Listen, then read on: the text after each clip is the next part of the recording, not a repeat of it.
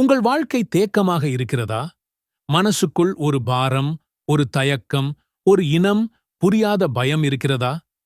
கடந்த கால தவறுகள், நீங்கள் செய்த சறுக்கல்கள் உங்கள் மனதை அழுத்துகிறதா? யாரிடமும் சொல்ல முடியாத, பகிர முடியாத ஒரு இரகசியச் சுமை உங்கள் இதயத்தை நெரிக்கிறதா?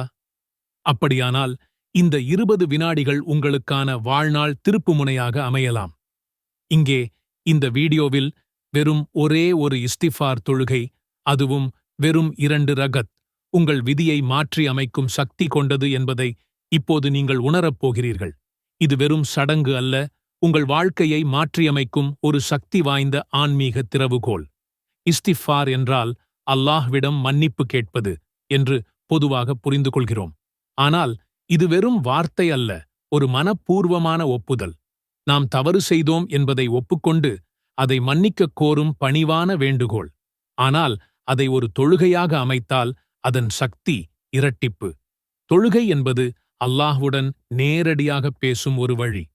அதில் இஸ்திஃபார் இணைந்தால் நம் மன்னிப்பு கோரிக்கை ஒரு புதிய பரிமாணத்தை பெறுகிறது.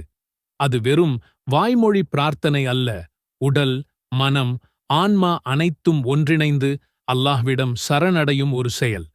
குர்ஆனில் அல்லாஹ் அழகாகச் சொல்கிறான், நபியே, நாம் ஒரு பெரிய அருளை அவர்களுக்கு திறந்து வைத்திருக்கிறோம், ஆனால் அவர்கள் இஸ்திஃபார் செய்கிறார்கள். இது வெறும் ஒரு வசனம் அல்ல, இது ஒரு தெய்வீக ஒப்பந்தம். நாம் நம் குற்றங்களை ஒப்புக்கொண்டு மன்னிப்பு கேட்கிறோம். அவன் அதற்கு பதிலாக தன் அருளின் கதவுகளை திறந்து விடுகிறான்.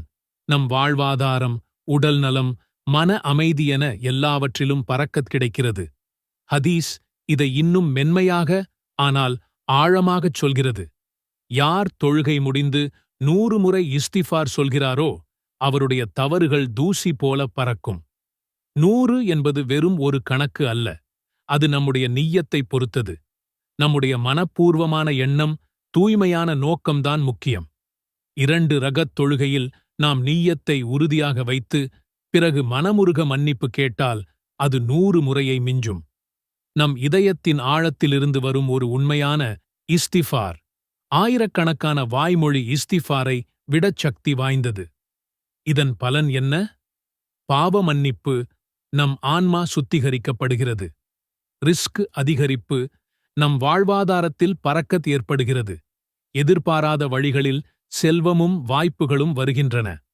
மன அமைதி, நம் உள்ளத்திலிருந்த குழப்பங்கள் நீங்கி நிம்மதி குடிகொள்கிறது. குடும்பத்தில் பரிவு, உறவுகளில் பாசமும் அன்பும் பெருகும்.